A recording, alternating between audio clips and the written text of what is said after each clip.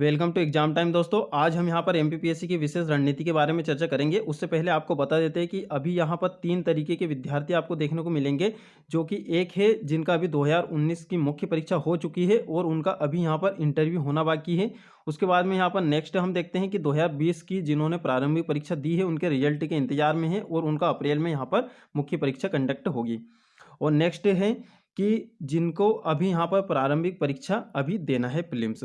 तो हम यहाँ पर मुख्य परीक्षा और प्रारंभिक परीक्षा को किस प्रकार साथ में यहाँ पर तैयार कर सकते हैं उसके बारे में यहाँ पर विशेष रणनीति के बारे में चर्चा करेंगे। और आपको बता देते हैं कि जो मुख्य परीक्षा है और प्रारंभिक परीक्षा दोनों अलग नहीं है, दोनों एक ही हैं। और कैसे आप मुख्य परीक्षा को टारगेट करते हुए प्रारंभिक परीक्षा को यहाँ पर क्लियर करोगे, यानी मुख्य परीक्षा से ही आपके प्रारंभिक परीक्षा की यहाँ पर तैयारी हो जाएगी। इसीलिए मैं यहाँ पर सिलेबस के अकॉर्डिंग आपको यहाँ पर बताऊंगा कि अभी आपको मुख्य परीक्षा के कौन कौन से जो टॉपिक हैं उनको अभी से कवर करके रख लेना है और किस प्रकार से कवर करना है, कैसे उनके यहाँ पर अभी नोट्स बना के रखना है। और देखिए अभी आप क्या कीजिए कि 10 से 15 फरवरी तक आपका टाइम टेबल इस प्रकार से बना लीजिए कि मुख्य परीक्षा के अभी यहाँ पर आपको जितने टॉपिक यहाँ पर बताए जाएं उन टॉपिक को आपको अभी से यहाँ पर कवर करके रखना है। अगर आप अभी से कवर कर लोगे तो आपको अप्रैल के बाद में जो मुख्य परीक्षा होगी उसमें आपको ज़्यादा प्रॉब्लम नहीं आएगी। और जिनकी अभी मुख्य परीक्षा है अप्रैल में, तो वो भी अभी यहाँ पर मुख्य परीक्षा के इन टॉपिक को पहले यहाँ पर कवर कर लें।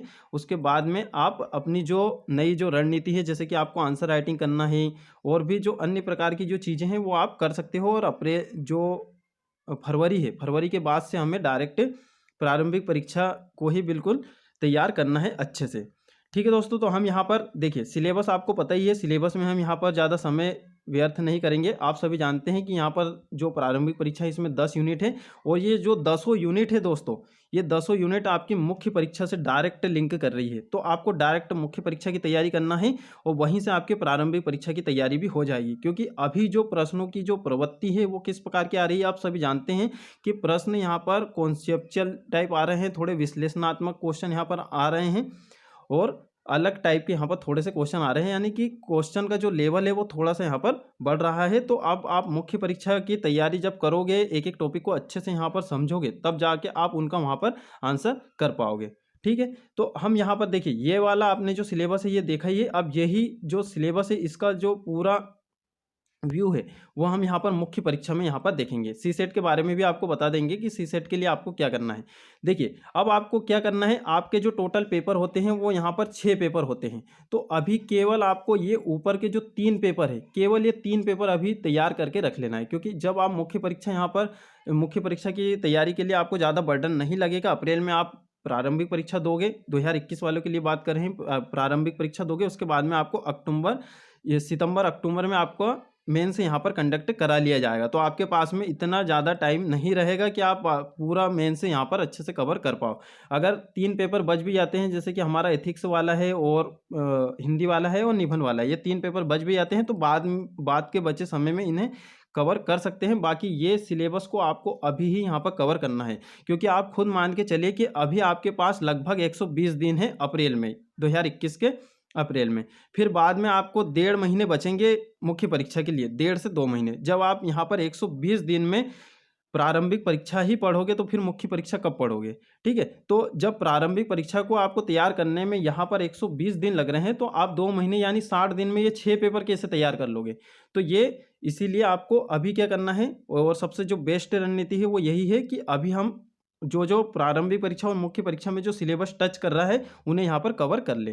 तो आइए हम यहाँ पर डायरेक्ट मुख्य परीक्षा पे चलते हैं। बाकी चीज़ों में हम यहाँ पर चर्चा नहीं करते हैं। कैसे आपको अभी तैयारी करनी है और जो भी 2021 का भी यहाँ पर देने वाले हैं तो उनको अभी यहाँ पर शॉर्ट नोट्स तैयार करने हैं। अपने जो शॉर्ट नोट्स हैं उन्हें यहाँ पर तैयार करना है। आंसर राइटिंग अभी ज्वाइन नहीं करना है। जो भी 2021 देने वाले हैं उन्हें आंसर राइटिंग ज्वाइन यहाँ पर नहीं करना है। और 2020 का जो मुख्य परीक्षा देंगे तो उन्हें भी यहाँ पर घबराने की आवश्यकता नहीं है। क्योंकि आपका मेंस के जो 3 पेपर है ये आपके काफ़ी जो पोर्शन है वो यहाँ पर आपका कंप्लीट हो चुका है। तो आपको प्रारंभिक परीक्षा यदि उसके 20 दिन या 15 दिन बाद भी लेते हैं तो आपको ज़्यादा यहाँ पर प्रॉब्लम नहीं आएगी। अब बात करते हैं कि किस प्रकार से आपको यहाँ पर ये तैयार करना है। देखिए अब पेपर नंबर 1 का पार्ट ए हमने यहाँ पर देखा है। तो इसमें आपको पूरा हिस्ट्री से संबंधित है, एमपी हिस्ट्री है और प्राचीन, मध्यकालीन और आधुनिक है। अब आपको सिलेबस में जो प्रत्येक लाइन दी गई है उसके अकॉर्डिंग यहाँ पर नोट्स बनाना है। इसमें दिया है हड़प्पा से 10वीं शताब्दी तक, ये प्राचीन भारत का पढ़ना है। इसमें पूछा राजनीतिक, आर्थिक, सामाजिक सामाजिक और सांस्कृतिक, और एक यहाँ पर आप धार्मिक विशेषता भी यहाँ पर तैयार कर लोगे। सबसे ज़्यादा जो क्वेश्चन आते हैं प्रारंभिक परीक्षा में, तो इनकी राजनीतिक या प्रशासनिक व्यवस्था से आते हैं, जैसे कि सन्निधाता पूछ लिया गया था और सीता अध्यक्ष पूछ लिया गया था। इस प्रकार के यहाँ पर जो क्वेश्चन है वो आते हैं, ये आपको यहाँ पर ध्यान रखना है। उसके बाद में आपको हड़प्पा सभ्यता में आपको यही तैयार करना है कि हड़प्पा सभ्यता का जो उद्भव है कब हुआ है, उसकी विशेषता क्या है, और आर्थिक, राजनीतिक, सामाजिक और सांस्कृतिक विशेषता तैयार करना है, उसके पतन के कारण तैयार करना है, और कुछ कुछ जो स्थल है उनको 3 मार्क में यहाँ पर तैयार करना है। 3 मार्क में भी इस प्रकार से तैयार करना है कि वो क्या है, और उसका जैसे कि आपको हमेशा यही व्यू बना के चलना है, वो क्या है, उसका उद्देश्य क्या है, कारण क्या है, प्रभाव क्या है, यही आपको सोचना है। डायमेंशन इसी प्रकार से सोचना है, इसी प्रकार से अपने नोट्स तैयार करना है। और 3, 5 और 11 मार्क को ध्यान में रखते हुए जितने कंटेंट की इसमें आवश्यकता है उतना ही आप नोट्स बनाए, ज़्यादा ना बनाए। यदि किसी चीज़ की विशेषता पूछी जाती है तो आप ज़्यादा से ज़्यादा 6 पॉइंट यहाँ पर टू द पॉइंट आप नोट करके रख लें, उसे ही बार बार पढ़ें, क्योंकि यही आपको वहाँ पर लिखना रहेगा। ठीक है, तो अभी आपको फरवरी तक ये इन चीज़ों को यहाँ पर कंप्लीट करना है। आपके पास में ये मान के चलिए कि आपके पास में अभी 50 या 60 दिन है।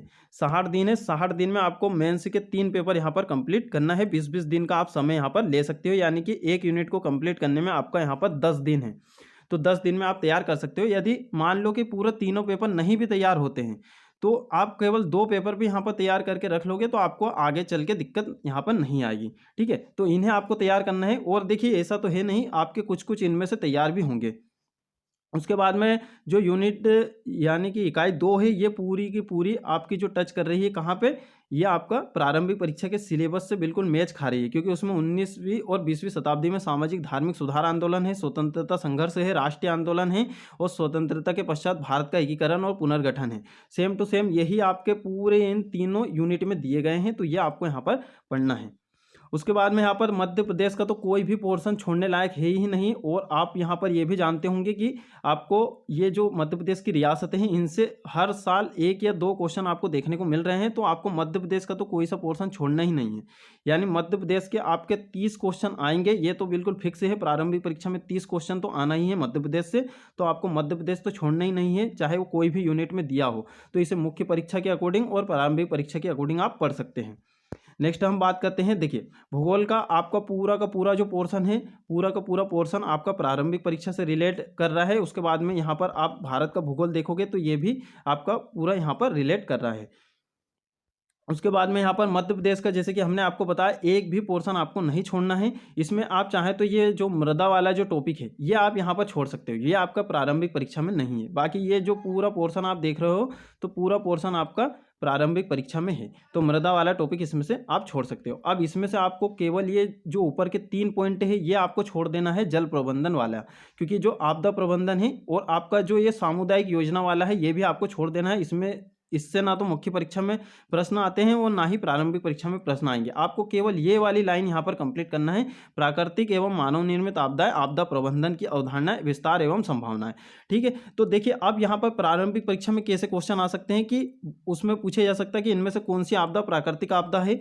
और उसके बाद में आपका जो आपदा प्रबंधन जो एक्ट है 2005 का, तो उसके बारे में भी यहाँ पर क्वेश्चन आ सकता है। देखिए आपदा प्रबंधन का जो भी एक्ट है तो उसकी यहाँ पर 2-3 स्टेटमेंट आपको दे दी जाएगी। उसमें इस प्रकार से भी आपसे क्वेश्चन पूछे जा सकता है प्रारंभिक परीक्षा में कि इनमें से कौन सा जो स्टेटमेंट है वो आपदा प्रबंधन 2005 में उल्लेखित नहीं है या फिर उसमें प्रावधान नहीं किया गया है। तो देखिए यहाँ पर आपका मुख्य परीक्षा के अकॉर्डिंग भी यहाँ पर काम हो रहा है, क्योंकि आपदा प्रबंधन एक्ट आप 11 मार्क में यहाँ पर तैयार करोगे, उसके 10 से 11 आप यहाँ पर उसके जो प्रावधान है वो यहाँ पर याद करके रख लोगे, तो आपको यहाँ पर मुख्य परीक्षा और प्रारंभिक परीक्षा दोनों में ये काम में आ जाएगा। उसके बाद में आपका जो भूगोल की आधुनिक तकनीक है ये पूरा आपको यहाँ पर तैयार करना है, क्योंकि ये वाला आपका पेपर नंबर 3 से पूरा यहाँ पर रिलेट कर रहा है। और पेपर नंबर 3 में जो सुदूर संवेदन है और सुदूर संवेदन का जो इतिहास दिया गया है तो वो इससे ही संबंधित है यहाँ पर, और ये आपका उसमें भी दिया गया है, क्योंकि कुछ यहाँ पर उपग्रह वाले जो टॉपिक हैं उससे ये रिलेट खाता है, ये वाला जो टॉपिक है, तो ये भी आपको तैयार करना है। ज़्यादा बड़ा ये टॉपिक नहीं है, सिंपल से आपको यहाँ पर जो जो यहाँ पर आपकी लाइन दी हुई है उन लाइन को आपको तैयार करना है। यहाँ पर जैसे कि उपग्रह के प्रकार दिए हैं तो उपग्रह के प्रकार जितने भी हैं वो सारे प्रकार आपको तैयार करके रख लेना है, और सुदूर संवेदन का अलग अलग क्षेत्रों में क्या क्या उपयोग है उन्हें भी यहाँ पर तैयार करना है। सुदूर संवेदन का पूरा इतिहास भी तैयार करना है, तो आपका पेपर नंबर 3 का जो पोर्शन है रिमोट सेंसिंग वाला वो भी यहाँ पर कंप्लीट हो रहा है।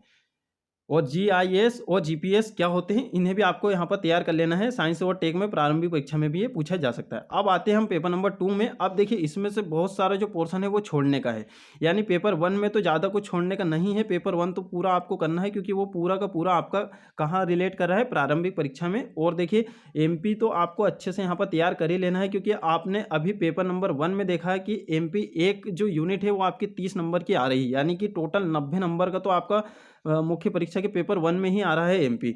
और आप यहाँ पर देखोगे तो उसमें आपकी यहाँ पर जो यूनिट है वो यहाँ पर 2 यूनिट कवर हो रही है, यानी कि अगर हम क्वेश्चन मान के चले तो 20 क्वेश्चन आपके डायरेक्ट पेपर नंबर 1 वाले पोर्शन से आपसे पूछे जाएंगे, मध्य प्रदेश सामान्य ज्ञान के। अब देखिए यूनिट नंबर 1 पूरी आपको यहाँ पर तैयार कर लेना है। ये पूरी आपकी जो रिलेट कर रही है, कहाँ से रिलेट कर रही है, ये आपके जो जो भारत की जो अर्थव्यवस्था वाला और जो राज्य व्यवस्था वाला जो पोर्शन दिया है आपका प्रारंभिक परीक्षा में। उसके बाद में यहाँ पर यूनिट नंबर 2। अब देखिए कुछ आयोग यहाँ पर दिए गए हैं और कुछ आयोग यहाँ पर दिए गए हैं यूनिट नंबर 3 में।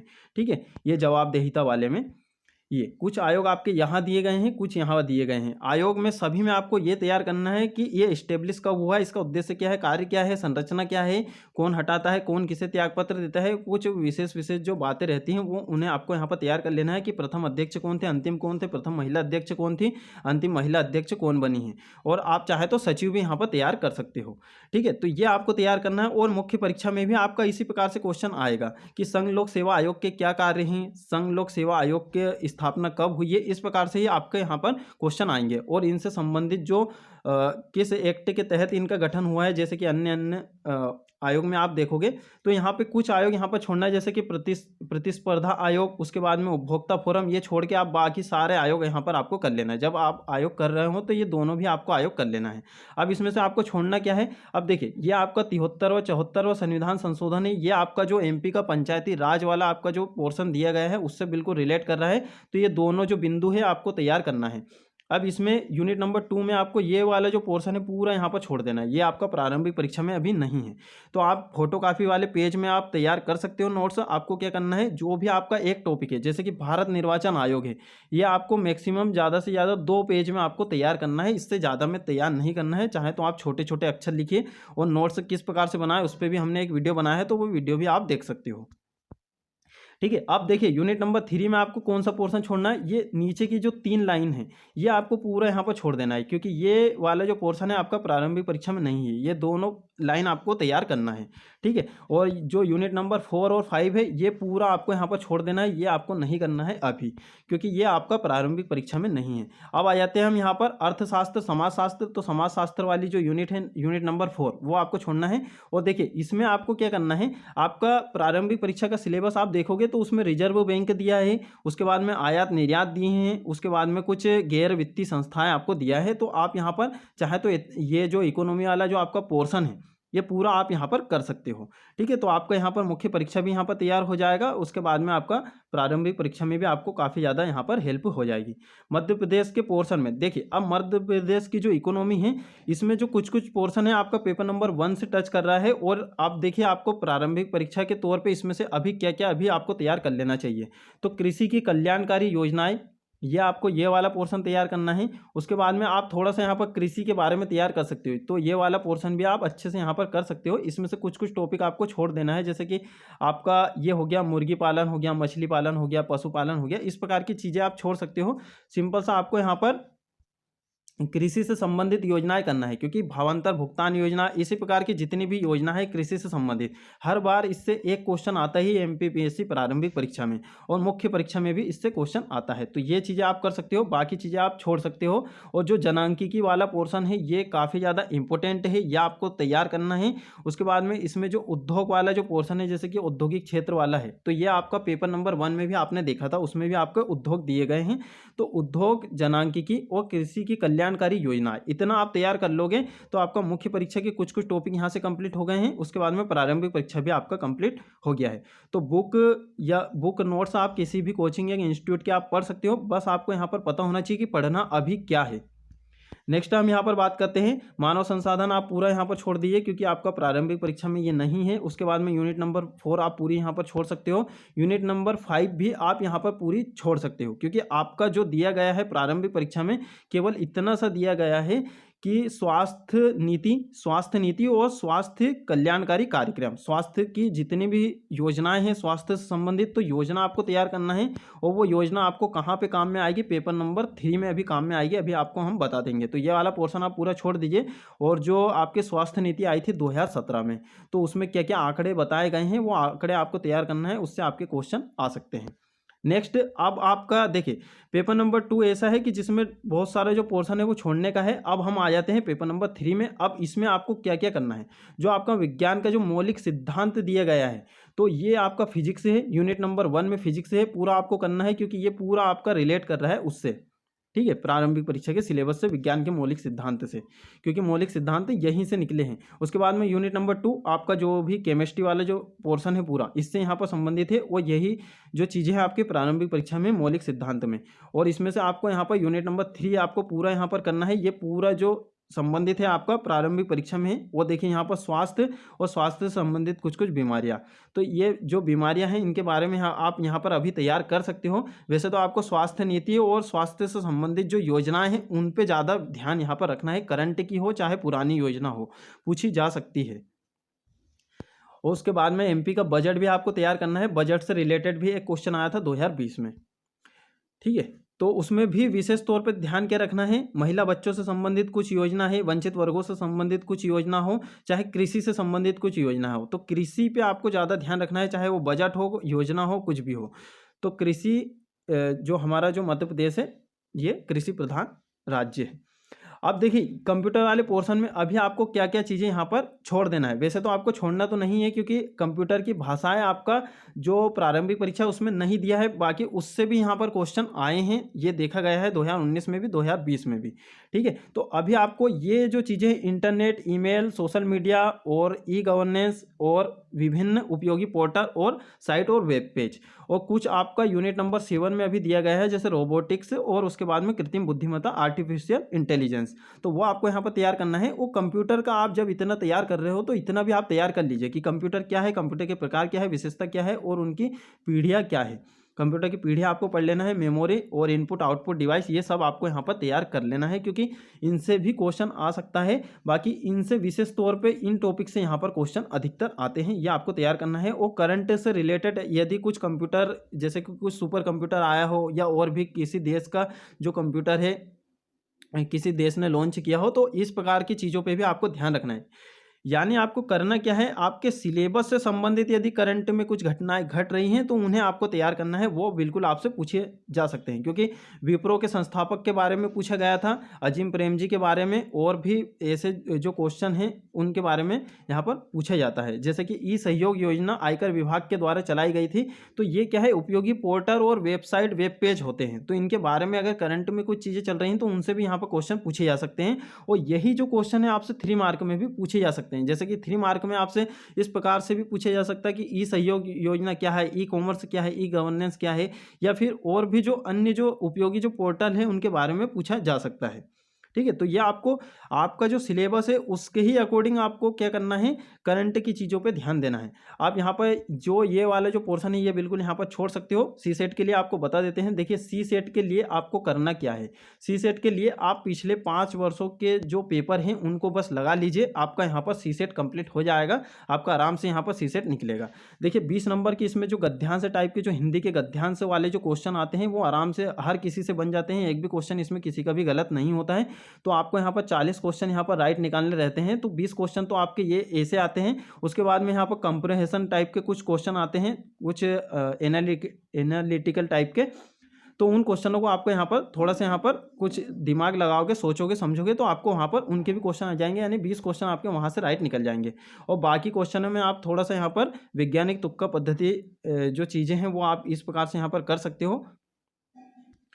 ठीक है दोस्तों, तो आपका जो 5 वर्षों के आप केवल यहाँ पर सी सेट के पेपर लगा लीजिए, आपका सी सेट यहाँ पर आराम से क्वालिफाई हो जाएगा। अब देखिए इसमें आपको क्या तैयार करना है, तो इसमें ये जो नीचे की जो 2 लाइन है ये आपको यहाँ पर विशेष तौर पर तैयार करना है कि केंद्र एवं राज्य में स्वास्थ्य से संबंधित कौन कौन से संगठन हैं, और उसके बाद में यहाँ पर कल्याणकारी योजनाएं विशेष तौर पे पुरानी और नई, अभी जो वर्तमान में जो योजनाएं चल रही हैं वो भी मध्य प्रदेश की भी और केंद्र की भी। ठीक है। तो केंद्र और राज्य दोनों की योजनाएं और स्वास्थ्य से संबंधित संगठन और स्वास्थ्य नीति 2017 वाली आपको तैयार करना है।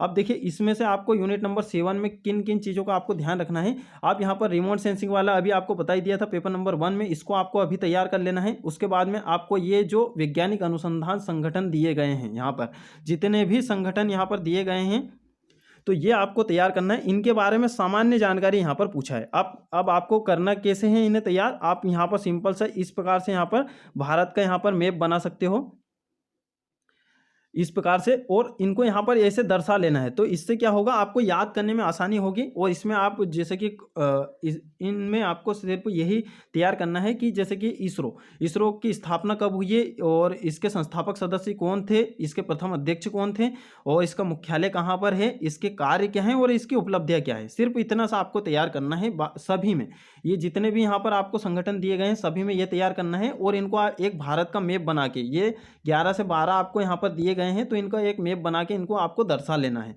ठीक है, क्यों वैज्ञानिक अनुसंधान संस्थान आपके प्रारंभिक परीक्षा में भी दिए हैं इसलिए। और आपको यहाँ पर भू स्थिर उपग्रह प्रक्षेपण यानों की पीढ़ियाँ, ये वाला भी पोर्शन तैयार करना है। जैव प्रौद्योगिकी वाला अभी आपको छोड़ देना है, क्लोन भी आपको छोड़ देना है। केवल इसमें आपको रोबोटिक्स और कृत्रिम बुद्धिमत्ता तैयार करना है। यूनिट नंबर 9 से बिल्कुल रिलेट कर रहा है। उसके बाद में आप यहाँ पर ये बौद्धिक संपदा अधिकार वाला यहाँ पर छोड़ सकते हो अभी। उसके बाद में आपको क्या करना है कि कुछ यहाँ पर वैज्ञानिकों के बारे में भी यहाँ पर आप तैयार कर सकते हो। देखिए अब यहाँ पर योगदान के बारे में पूछा गया है और एपीजे अब्दुल कलाम के बारे में 15 नंबर में एक बार एक क्वेश्चन आया था, इसके बाद से क्वेश्चन नहीं आया है। और एक शायद जो क्वेश्चन है वो आपका यहाँ पर चंद्रशेखर वेंकट रमन के बारे में 3 मार्कर में आया था। बाकी अभी तक इस टॉपिक से पिछले 5 वर्षों में कोई भी क्वेश्चन नहीं आए हैं। तो अब आपको इनमें तैयार क्या करना है, केवल इनकी उपलब्धियाँ या फिर इनका योगदान तैयार करना है सिर्फ। जैसे कि चंद्रशेखर वेंकट रमन के बारे में आप थोड़ा सा देखिए, इस प्रकार से आप तैयार कर सकते हो कि बीच में आपने यहाँ पर बीच में चंद्रशेखर वेंकट रमन लिख दिया, उसके बाद में यहाँ पर थोड़ा सा उनका परिचय लिख दिया है।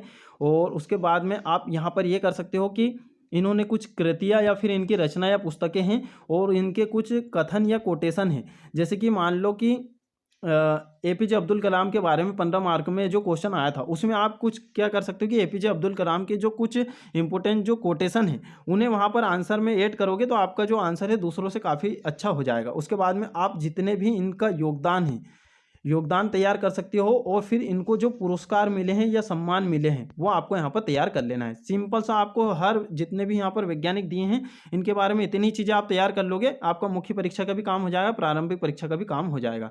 उसके बाद में ये वाली जो लाइन है ये भी आपको करना है कि विज्ञान के क्षेत्र में राष्ट्रीय और अंतर्राष्ट्रीय पुरस्कार, अभी जिनको नोबेल प्राइज़ मिला है, शांति स्वरूप भटनागर पुरस्कार मिला है, जितने भी पुरस्कार मिलते हैं ये आपके करंट से रिलेट करके भी आ सकता है। और इनका आपको बेसिक भी यहाँ पर तैयार करना है कि देखिए सभी पुरस्कार में आप देखिए राष्ट्रीय और अंतर्राष्ट्रीय 2 टाइप से आपको यहाँ पर लिस्ट बनाना है। इस प्रकार से आपको लिस्ट बना लेना है। यहाँ पर राष्ट्रीय लिख सकते हो। उसके बाद में इसकी स्थापना कब हुई है, इसमें राशि कितनी दी जाती है, किस क्षेत्र में दिया जाता है और सबसे पहले किसे दिया है और अभी वर्तमान में किसे दिया है। सभी पुरस्कार में केवल ये तैयार कर लेना है, आपका मुख्य परीक्षा का और प्रारंभिक परीक्षा का काम हो जाएगा। और राष्ट्रीय स्तर के जितने भी है 2 पेज में आपको तैयार कर लेना है जितने भी पुरस्कार हैं। अंतर्राष्ट्रीय स्तर के भी आपको 2 पेज में, यानी कि 4 पेज में आपका राष्ट्रीय और अंतर्राष्ट्रीय स्तर का जो पुरस्कार है वो तैयार हो जाएगा। उनकी बेसिक चीज़ें भी तैयार हो जाएगी और करंट से रिलेटेड चीज़ें भी आपकी तैयार हो जाएगी।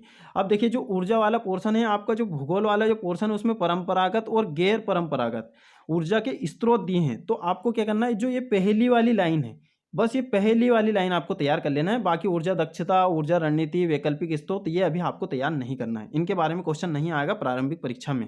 प्रारंभिक परीक्षा में पारंपरिक और गैर पारंपरिक ऊर्जा के स्रोत दिया है। आप यहाँ पर सिलेबस चेक कर सकते हो। आपका जो भारत एवं विश्व का भूगोल यूनिट नंबर 4 है उससे आपका ये रिलेट कर रहा है, तो ये यूनिट आपको यहाँ पर तैयार करना है।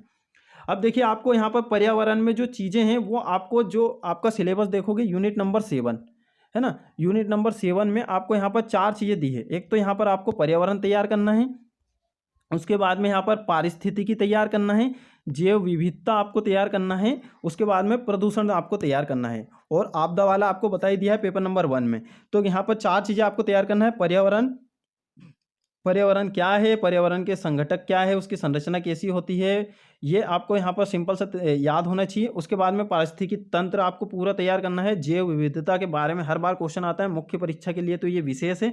मुख्य परीक्षा में हर बार इससे क्वेश्चन आया है जैव विविधता से, और जो रामसर साइट है वो भी इसके अंतर्गत ही आता है। तो रामसर साइट अभी यहाँ पर जो भारत में है टोटल यहाँ पर 47 हो चुकी है। पूरे 47 को आपको भारत का मैप बना के, ठीक है, तो पूरी जो 47 जो साइट है आपकी रामसर साइट, उनको आपको तैयार करना है। और पूरी आप यहाँ नहीं भी तैयार कर सको तो आपको मोटे मोटे तौर पे ये ध्यान रखना है कि कौन से राज्य में सबसे ज़्यादा है, कौन से में सबसे कम है, कौन से में एक एक है और मध्य प्रदेश में एक ही है। ठीक है, ये आपको ध्यान रखना है। तो केवल 4 चीज़ें आपको तैयार करना है, वो आपको बता दिया है। तो ये पर्यावरण शिक्षा आप छोड़ सकते हो, ये वाला पोर्शन आप छोड़ सकते हो, ये वाला छोड़ सकते हो। तो इसमें से केवल ये पर्यावरण की परिभाषा, क्षेत्र एवं आयाम, ये आपको तैयार करना है। ठीक है, और देखिए ये भी आपको तैयार करना है। जैव विविधता हो गया, पर्यावरण प्रदूषण हो गया, और पर्यावरण प्रदूषण के अंतर्गत ही आपका जो पर्यावरण परिवर्तन, या इसे ही हम जलवायु परिवर्तन या ग्लोबल वार्मिंग इसे कहते हैं। तो ये 3 लाइन यहाँ से तैयार करना है सिर्फ। ठीक है, और पर्यावरण की परिभाषा, क्षेत्र आप ये तैयार कर सकते हो, और पारिस्थितिकी तंत्र आपको अलग से तैयार करना है। बाकी आप ये सारा यहाँ पर अभी छोड़ सकते हो। नेक्स्ट है, आप यहाँ पर भूगर्भ शास्त्र का देखोगे तो आपका जो विश्व भूगोल है उसमें काफ़ी कुछ चीज़ें यहाँ से मेल खाती हुई है, तो ये भी आप तैयार कर सकते हो। और आपको बता ही दिया है कि आपको जो एथिक्स वाला है ये अभी आपको छोड़ देना है। ठीक है, तो आपका जब इतना चीज़ें यहाँ पर अभी आपको जो बताई है, इतनी चीज़ें आपकी जब तैयार हो जाती है तब जाके आप एथिक्स या हिंदी आप तैयार कर सकते हो। एथिक्स से हिंदी तैयार करने में ज़्यादा कोई टाइम नहीं लगता है, और निबंध में भी ज़्यादा टाइम नहीं लगता है। आपके जो मोटे मोटे तौर पर जो 3 पेपर यहाँ पर कंप्लीट हो जाएंगे तो आपका मुख्य परीक्षा भी यहाँ पर अच्छे से जाएगा। देखिए यहाँ पर अब जो निकलेगा वही निकलेगा जिसका मुख्य परीक्षा यहाँ पर तैयार है, और हमें जो तैयारी करनी रहती है वो तो मेंस की ही तैयारी करनी होती है। ठीक है, तो प्रीलिम से तो केवल यहाँ पर एक एंट्री गेट है, इसमें आप मुख्य परीक्षा के लिए यहाँ पर पात्र घोषित होते हो, सिर्फ इतना सा है। तो आपको क्या करना है, एक चीज़ें आपको सिलेबस रखना है। सबसे पहले आपको सिलेबस हार्ड कॉपी में यहाँ पर निकला के रखना है। ठीक है, हार्ड कॉपी में रखना है, हार्ड कॉपी में रखना है सिलेबस को। और उसके बाद में आपको जो पुराने जो पेपर हैं उनको एनालिसिस करना है, चाहे वो मुख्य परीक्षा हो चाहे प्रारंभिक परीक्षा हो। तो उनके जो टॉपिक वाइज आपको बिल्कुल जो पेपर हैं वो आपको बांट लेना है टॉपिक वाइज। जैसे कि अगर आपको प्रारंभिक परीक्षा के टॉपिक वाइज नहीं मिल रहे हैं तो आपको वीडियो के डिस्क्रिप्शन में इंस्टामोजो की लिंक है, वहाँ पर फ्री जो पेपर हैं, ठीक है, तो फ्री है, वहाँ से आप डाउनलोड कर सकते हो। वहाँ पर हमने जो अलग अलग टॉपिक वाइज प्रारंभिक परीक्षा के वहाँ पे बांट के रखे थे, मुख्य परीक्षा के भी वहाँ पर टॉपिक वाइज जमा दिए गए हैं, तो वहाँ से आप डाउनलोड कर सकते हो। ठीक है दोस्तों, और अगर आपको और कुछ जानना है तो आप बता सकते हो। और आपका जो टाइम टेबल है ऐसा आप बना लीजिए कि फरवरी की 15 तारीख तक आपको ये जो टॉपिक हैं वो तैयार करना है, 15 फरवरी तक। उसके बाद में आपको क्या करना है, आप टेस्ट सीरीज ज्वाइन कर सकते हो, चाहे तो अभी से भी आप ज्वाइन कर सकते हो। प्रारंभिक परीक्षा की एक टेस्ट सीरीज आप कोई भी ऑनलाइन ऑफलाइन आपको जरूर ज्वाइन करना चाहिए। तो आप टेस्ट सीरीज अभी से भी ज्वाइन कर सकते हो। बाकी आपको तैयारी इस प्रकार से यहाँ पर करना है, इस प्रकार से आप तैयारी करोगे तभी आपका मुख्य परीक्षा प्रारंभिक परीक्षा दोनों यहाँ पर निकलेगी। क्योंकि अब जो क्वेश्चन आते हैं, क्वेश्चन का आपको बता ही दिया है, जैसे कि हमने बताया था अभी कि आप जो आपदा प्रबंधन एक्ट है 2005 का, तो उस एक्ट में से 4-5 लाइनें उठा के पूछ लेंगे कि इनमें से कौन सी लाइन यानी कि कौन सा आपदा प्रबंधन में प्रावधान नहीं है, इस प्रकार से। तो आपको यहाँ पर एनालिसिस करके वहाँ से अलग अलग जो ऑप्शन है उनको यहाँ पर हटाना पड़ेगा। तो इस प्रकार से यहाँ पर क्वेश्चन आ सकते हैं। तो प्रत्येक टॉपिक को आप अच्छे से गहन अध्ययन के साथ यहाँ पर पढ़िए, तभी आपका जो मुख्य परीक्षा है उसका यहाँ पर टॉपिक बनेंगे। और कुछ कुछ जो क्वेश्चन है, जैसे कि पेपर का जो स्तर रहता है वो यहाँ पर 40 या 50% जो स्तर रहता है पेपर का, तो वो यहाँ पर सिंपल ही रहता है, यानी कि 40-50 क्वेश्चन ऐसे आते हैं जो सब बना पाते हैं। और बाकी क्वेश्चन आपको बनाने के लिए जिन्होंने मुख्य परीक्षा की अच्छे से तैयारी करी है तो उनसे यहाँ पर बनेगा। तो देखिए आपका जो कंपटीशन है वो कंपटीशन किसके साथ में है, जो 2019 का जिन्होंने मुख्य परीक्षा लिखी है, 2020 का जो मुख्य परीक्षा यहाँ पर देने वाले हैं, तो सोचिए कि उनका मुख्य परीक्षा के कितना पोर्शन यहाँ पर अभी पहले से ही यहाँ पर कंप्लीट है। केवल उनको यहाँ पर अभी क्या करना है, केवल रिवीजन यहाँ पर करना है और थोड़ा सा यहाँ पर करंट अफेयर पढ़ना है।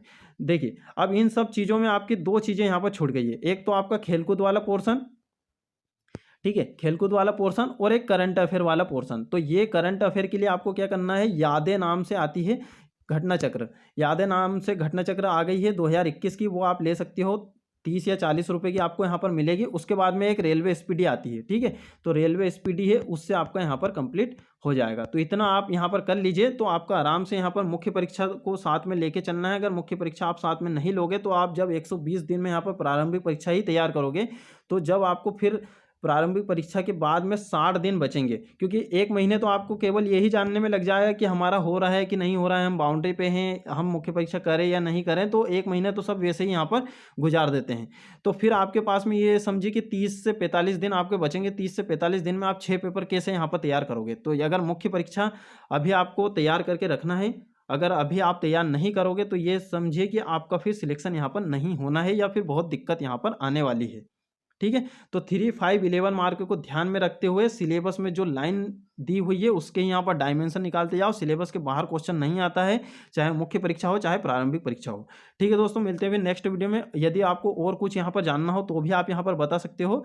आप जो भी यहाँ पर कमेंट करोगे सारे कमेंट का हम यहाँ पर रिप्लाई देते हैं। और आप हमारे फेसबुक, व्हाट्सएप और टेलीग्राम ग्रुप से जुड़ सकते हो। वीडियो के डिस्क्रिप्शन में आपको लिंक मिल जाएगी।